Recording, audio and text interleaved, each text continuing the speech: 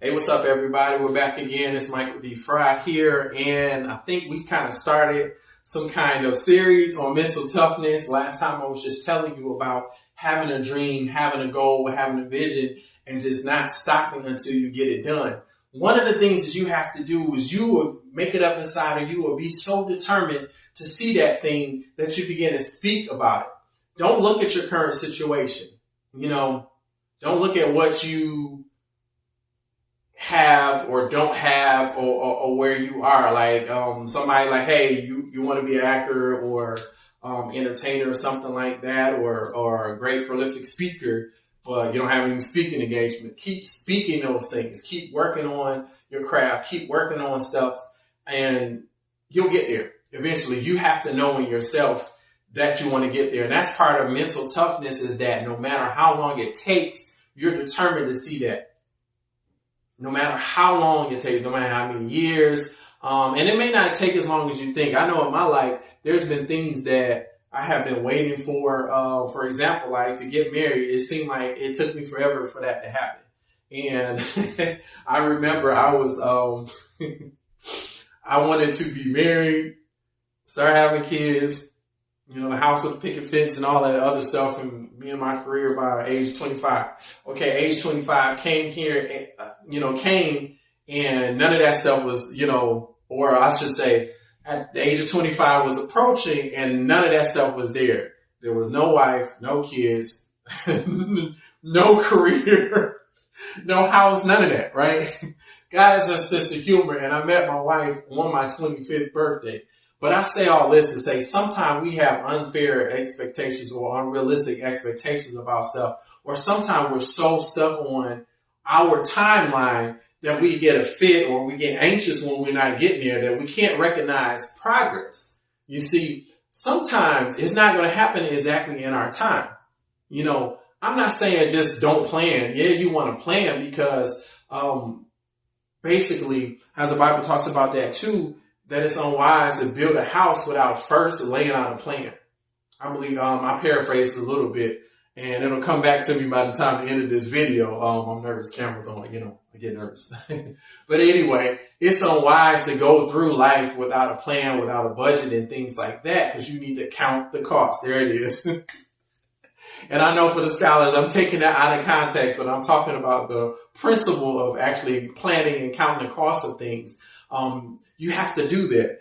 And I don't want you to be so stuck on, sometimes we're so stuck on our own timelines that if stuff doesn't happen in that timeline, then we get, depressed or we get upset and things like that. But you got to continue speaking what you want to see. You got to continue speaking that dream. You got to keep speaking that goal or the vision that you see or that God's given you. The Bible talks about that too. It says death and life are in the power of the tongue, and they that love it, I think it's talking about whether love and life or death, speak those things, right? And then it says choose life. So it's like giving us a test, and it says death and life in the power of the tongue, and they that love it eat the fruit thereof, right? And then it says choose life. So it's like, here, I give you a test, true or false. Hint, hint, true. And so that's what it is. He's saying choose life. So speak those things that line up with your destiny. Speak the things that line up with progression in your life and those things that God is having for you. You see here, I got a little quarantine 15 here or whatever, but I know as I change my eating habits and I continue to exercise, and you're going to see in these videos that I'm going to be ripped soon, whatever, that's a personal goal. But I can't give up just because I don't see it within a week. I ain't hit the gym in a week and I want to see results in one day. That's not realistic. So we got to remember too, you got to continue speaking life into your situation, or continue to speak about those dreams and those goals and the vision. Continue to speak saying, hey, one day I will see this. One day I will have that house. One day I will have that car, or one day I'll have that career. One day I'll have that marriage, that family, or whatever it is. One day I'll have that peace that I've been looking for, or that joy in my life. Whatever it is that you want in your life, whatever it is, your goals, your dreams, any of that stuff. Like, continue speaking what you see. The reason it's important to speak that too, because you're going to hear plenty of negative things that challenge that. The enemy does not want to see you get to your ultimate goal in life. He doesn't. He comes to steal, kill, and destroy. So he want to steal, kill, and destroy your dreams, your goals, your vision, and your life. So you have to continue to speak those things out. Another thing, you hear people talk about haters all the time. You're going to have people that just hate, that are jealous and envious of you, and they will speak things or try to distract you so that you're not focused on your goal. And that's the whole point. Don't pay any attention to what they're saying. Don't pay any attention to what they're doing, because even if, that's another thing, even if people are doing things devious to stop you or try to block you from getting your goal, they are not God, and they can't stop you from getting anywhere. You are the only one that can forfeit yourself from getting those dreams and those goals. And so that's why you got to continue to speak those things, continue to be, you got to continue to just see that thing in your mind, that vision and that goal. You got to continue to just march forward toward those things, and it's not going to be easy, because there are going to be times that you may seem like you're all by yourself, like you don't have adequate help around you, or you don't have any help with you, or you don't have anybody speaking to that dream or that goal. My thing is, like, until it gets real important to you, you may not see that help. And I believe that sometimes God allows this so that we don't depend on other people to get stuff done. Like, there's times that we need to raise up as people, and we need to take responsibility for our actions and stuff, and we may blame others for not getting things done. Well, mama never let me do this, so I could, they didn't want me to do this, so I couldn't finish this goal, or I couldn't accomplish it. Yeah, I understand that there's a point in time you're under your parents, under their tutelage, under they're just growing you up and things like that. But when you're grown, you make your own decisions. Yes, you want to please your parents, but ultimately you have to please God, and you have to feel free to be yourself, and fill out your goals and things. You can't live their goals for them. You have to live your own. And so you can't really blame anybody for not getting it. Yes, people may distract you from getting it, and they may tell you things like you'll never be no good, or you're not good at this, you need to give this up. You don't need to try this. I think about this song, I think it's by Mary, and they were talking about that in the song. They were saying, don't look good enough, don't sing good enough. People would say that, or maybe you should give it up. And now I look at all of the music that they've made and stuff like that, and I'm grateful, because even through their ministry, there's songs that lifted me up and encouraged me in times even that particular song encourages me when I'm down.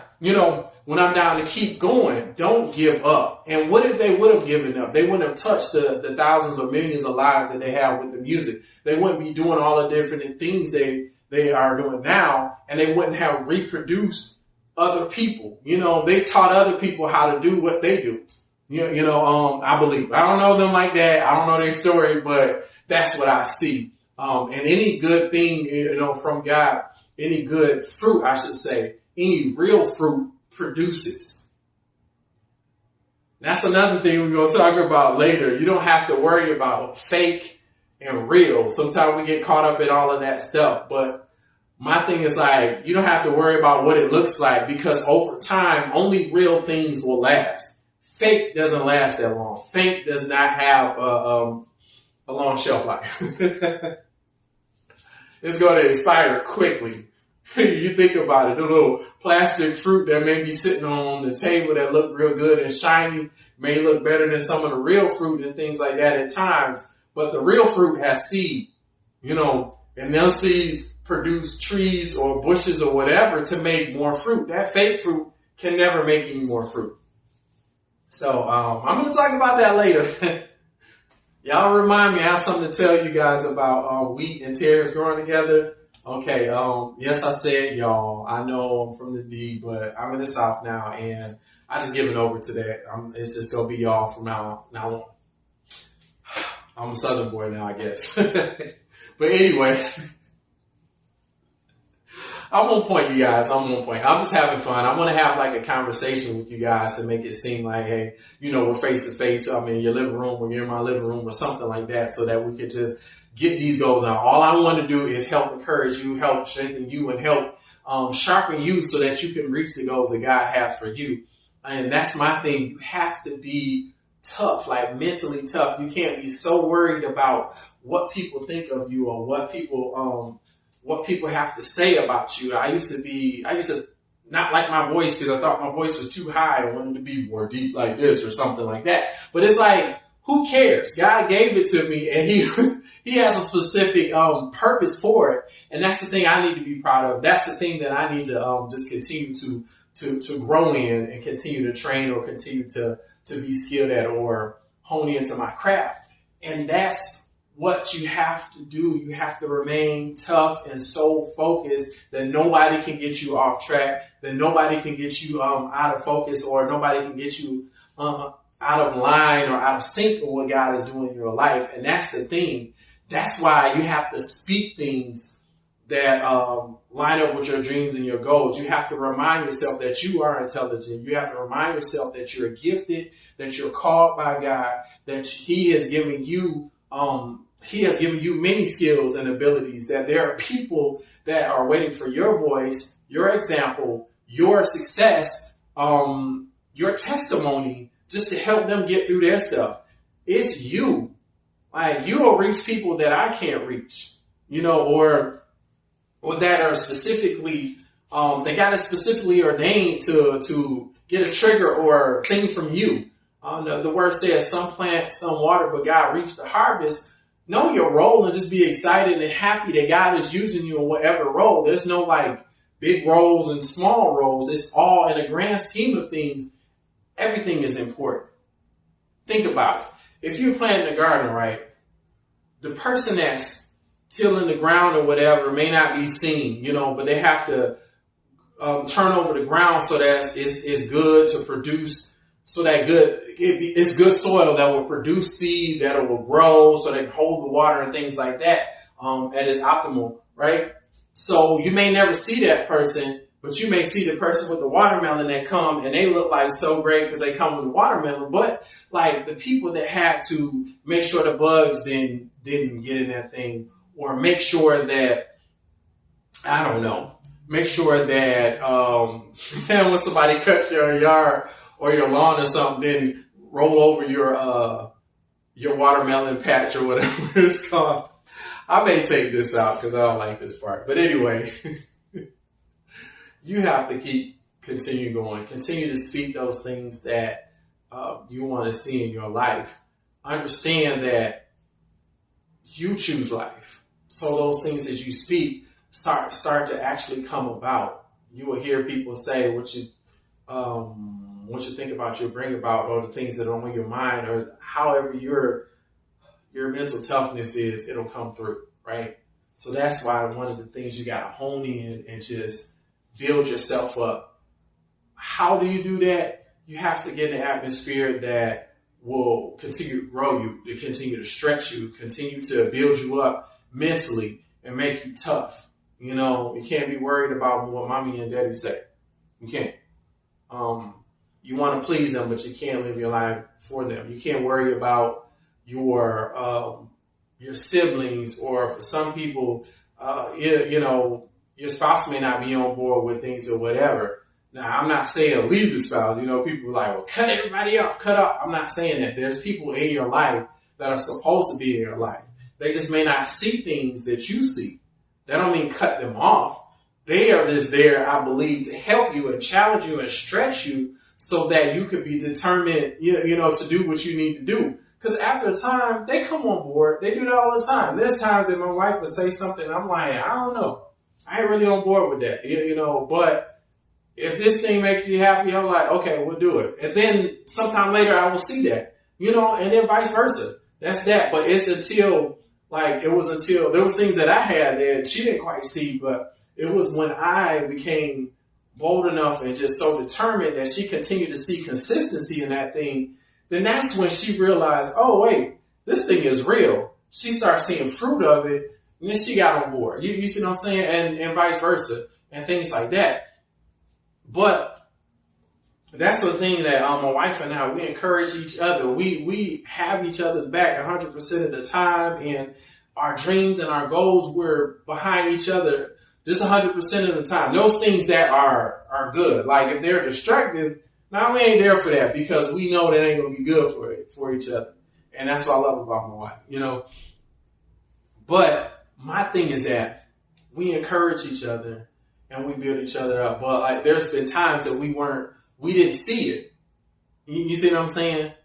Now I'm a bit taller than her. So if I say something is over this fence that she can't see, she may not believe. Or I can't get frustrated because she don't believe what I see. Like I'm supposed to lead, I'm the head, and you don't believe me. Like I can't get frustrated with that. She just doesn't have the view that I have, you know. And after a point in time, you know, she will see what I see. But until we get there, she may not be able to see it. I can't be frustrated with that. You got to know the difference in that and the difference in haters, because everything is not your hater. Because people are like, well, you just hating on me and you don't want to see me do that. Everything is not that, you know. A lot of people really are not thinking about your stuff all the time that they got to spend time hating on you. They're out there, but everybody is not hating on you. And even if they are, what does it matter? Like, does it really matter if somebody think you can't do anything? No. It's like once you decide you can't do that thing, that's the problem, or that's the thing that matters. So that's what I have to say about that. Just build yourself up in mental toughness. We're going to have some more videos talking about that. I think it's real important as far as your walk with Christ, as far as your business, even your jobs, whatever you're trying to do or whatever level of success that you're reach for, you have to have that mental toughness. Even in marriage, you know, my wife and I talk about it all the time. Being married is not for soft people or punks. You know what I'm saying? It's not. It's like you're going to have some hard times. You can't be ready to bail every time you have a disagreement. You know, that's another topic for another day. We'll see you later.